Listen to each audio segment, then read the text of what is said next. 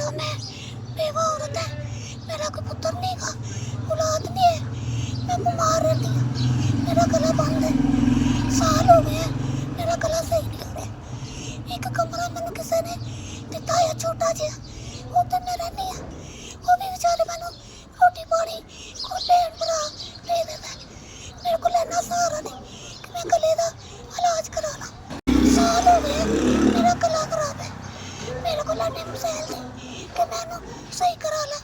Doctor ने मैनू कहा कि जे तुसी इलाज ना कराओगे तो तुसी बिल्कुल गूंगे हो जाओगे, तो मेरा कोई आसरा नहीं गा, मेरा कोई सहारा नहीं, मेरी मदद तुसी करो, अल्लाह तुहाडा भला करे, अल्लाह तुहाडी जिंदगी तंदुरुस्ती दे।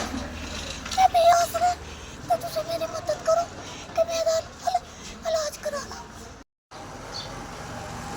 तुसी 5000 रुपया दिता, तुहाडी मेहरबानी।